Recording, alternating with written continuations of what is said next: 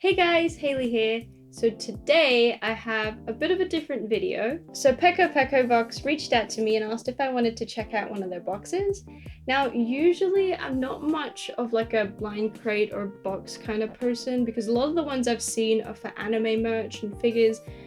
And with that kind of stuff, I know what I want and I'd rather just buy what I want.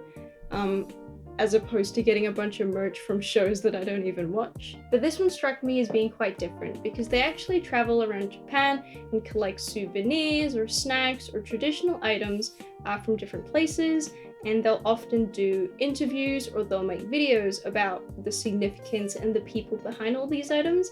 And I think that's such a nice idea, especially given the current pandemic. Obviously there aren't a lot of tourists in Japan, so it kind of helps out a lot with the lack of tourist footfall in a lot of these tourist towns. So I thought today it might be nice to virtually go on a trip to Japan with me through these items, and at the same time I can share some of my stories from when I went to Japan. So I've been lucky enough to be able to go to Japan a couple of times, and while I have spent my fair amount of time in Akiba and Denden Town and buying a whole bunch of crap, I also very much enjoyed my time when I went to some of the more traditional spots just to wind down and relax.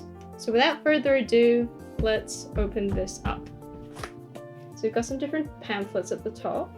So this is what the box looks like. And I guess it's still a box, maybe it's like a basket. Maybe it's two boxes.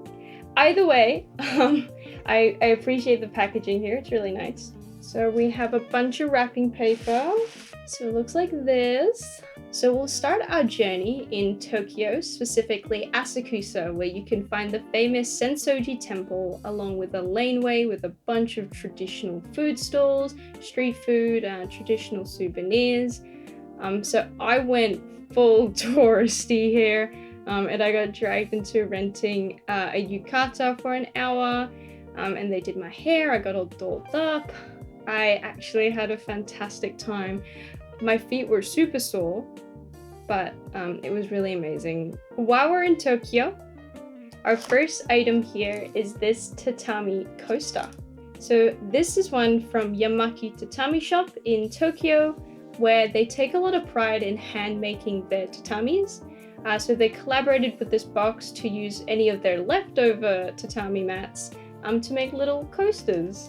This will be lovely for a hot cup of tea, but I also had a big brain moment where this is actually the perfect Nendoroid size tatami mat. So our next item is this tanuki, which I learned from this pamphlet just means like a light towel or a hand towel. So these ones are based on a set of famous artworks of cats forming the Japanese letters of different fish.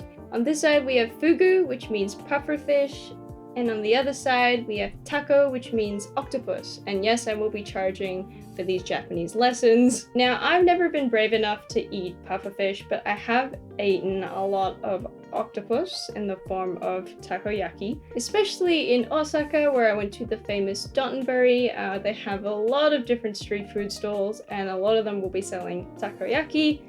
Yum! In Shinsekai, a place in Osaka, they used to have this giant pufferfish lantern, whom I loved dearly, fiercely and dearly. And I just learned just before filming this that they've taken him down. They've removed him. So I suppose I can hang these up as a kind of memoriam for my pufferfish lantern.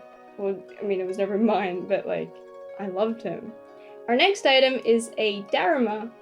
So I didn't know what a daruma was until I was in Japan for New Year's, and I saw like a lot of these popping up. I saw a lot of, they'd be like Hello Kitty ones, no, Thomas the Tank, probably not Thomas the Tank Engine, but like Disney ones, a lot of Disney ones. And it turns out that they are actually a traditional doll that is often used as a symbol of good luck.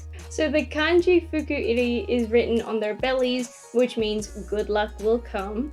And I didn't know this, but they're sold deliberately with blank eyes, and you're supposed to fill in the left eye when you make a wish, and when that wish comes true or your goal has been reached, you fill in the right eye. So this particular one is from Yoshida Dharma, a business from Takasaki City, the city that's known for making these dolls. And their store actually makes like 100,000 of these a year, which is a lot. Like, that seems like a lot. So I'm gonna fill in his left eye here, and when I hit my goal of 10,000 subscribers, I'll fill in his right one. Move over, Saber. I also have a couple of commercial Dharmas, if you will. The first one is this Pom Pom Purin Dharma. He's so cute. And I've got this little Stitch one from the Disney store. So our next stop on our virtual trip is to go to Kyoto, and this is the old capital of Japan. It is extremely beautiful, and it's full of a lot of temples and shrines, and it's a great place to experience the more traditional side of Japan. I'm really excited to share this, but one of the trains I took to get to Kyoto was actually the Evangelion train. So the inside is all Eva themed. It plays the Eva theme when you arrive at a station. And unfortunately, this train has now been replaced with, I think, a Hello Kitty train. Still cool, but not as cool. I also went and bought myself a replica model of the Evangelion train. Understandably, of course. Anyway, we're in Kyoto. I had to just throw in a train segue. So the next item here is Yuzu face soap, and this is from the Taizo in Tempo in Kyoto. This soap smells great. This is probably the kind of thing I'd buy as a souvenir to bring back for people. So they also included this brochure from the Taizo in temple itself, where the grounds look stunning. Like, they don't even look real. I think it's really cool that the box will throw in something like this. Like, you usually would pick these up when you actually go visit, but given we're in a pandemic, like, this is nice so you can make plans to go visit once all the borders open up. So when I went to Kyoto, I went to a lot of temples. I did a lot of walking. I think, like, I was so tired by the end of each day. And the lovely thing about Kyoto is it looks and feels different in every season. And I went in summer where it was just so green. I just didn't look real. But it would be lovely to go back and visit in every season, just because it feels like a completely different atmosphere. So most people probably know about the cherry blossom season in Japan, but it turns out there's also a plum blossom season, which goes from February to March, and they also just look as pretty as cherry blossoms. But that is what the next item is based on. It is this plum incense here. With a very sophisticated packaging mechanism. It smells nice, but I've never really been a big incense person before, but I am very excited to try this. So I've never been to Japan during the plum or the sakura blossom season, but I did go to Kamakura during the hydrangeas blossoming season, where they have a temple there with hundreds of hydrangeas, and that was beautiful. So don't feel bad if you happen to visit and it's not the cherry blossom season.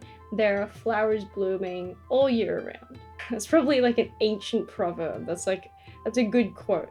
Next up, I actually know what this is. This is a goshuin from a temple in Kyoto. So this one specifically is from the Myoshinji complex in Kyoto. So these are a calligraphy item that shows that you visited a particular shrine or temple.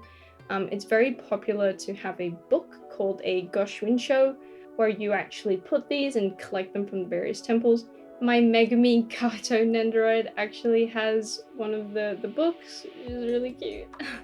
I regret not buying one and kind of collecting these as I went to the temple, since I'm a person who is obviously obsessed with collecting things. Usually you pay a gold donation to the temple to get these, so it actually helps the temple out as well. So I think it's cool that the box has managed to be able to help out the temples with the donation and be able to convince them to let them send one out to people who haven't actually visited the temple. But now I will plan to go. So now let's wind down our trip with some snacks. So we do have some snack items in the box. The first one are these rice crackers. These are called Ogura-san so Okaki, and they actually represent the 4 seasons. So I just finished those off because there's actually a poem on the underside of the packet. So there's a poem from the Ogura Hakyuen issue, which, if you've seen Chihaya Furu, you'll know is the anthology of 100 poems that the card game they play is based on. So the one on my packet is, I'm not going to read it in Japanese and embarrass myself. It's called Semimaru, and it goes like this. Truly, this is where travelers who go or come over parting ways. Friends or strangers, all must meet the gate of Meeting Hill. Take away from that what you will. Next up, we have these matcha rolls, and these are from the district of Gion, which is the geisha district of Kyoto.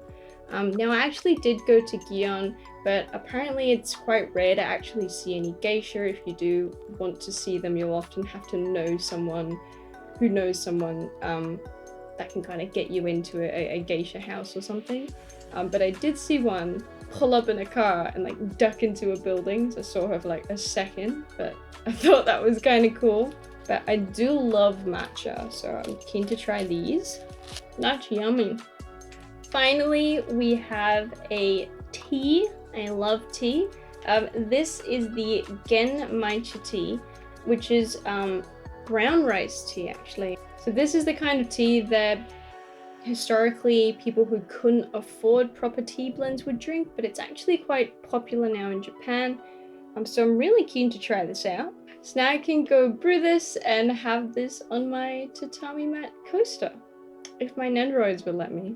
So the only traditional tea I had when I went to Kyoto was at a bamboo forest temple, and I had this traditional green tea. It was fabulous, except for the construction noise that was like 20 meters away.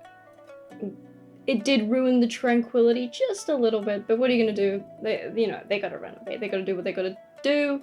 But as well as that, I like to drink coffee, and I thought I'd shout out the Starbucks that I went to in Kyoto, up on the path to Kizumiya-dera. This is a very traditional looking Starbucks. You sit down on tatami mats inside, and I just think it's cool. It's probably the prettiest Starbucks I've seen. So that is everything in the box. Now it's time to end our little trip. Also, a side note, don't do what I did and completely underestimate how much space a bunch of plushies, anime figures, and art books and all that would take up, because I was up till 4 a.m. packing the night before I left Japan, and I was so worried about being overweight with my checked luggage. Luckily, I made it fine. I brought everything home, but that was such a traumatic 12 hours. I hope you enjoyed seeing what was in my Peko Peko box. I really loved everything I got, and I think with the current pandemic, the fact that they are helping some of the Japanese tourist places that must be hurting with the lack of tourists, I think that's a fabulous idea. I also love that they include a pamphlet with info on all the items and the people behind them. And there's also videos online you can watch for each item to really get the story behind it. So if you want to grab your own, there will be a link in the description. You can buy one of the existing boxes, or you can sign up for a subscription as well. There is a Year of the Ox one where there's this cow and he's so cute. Anyway, I hope you guys enjoyed watching, and I hope you guys maybe came up with some ideas for what to do in Japan for when we can finally visit again when the borders open. Yeah, I will catch you guys in the next one. Bye bye!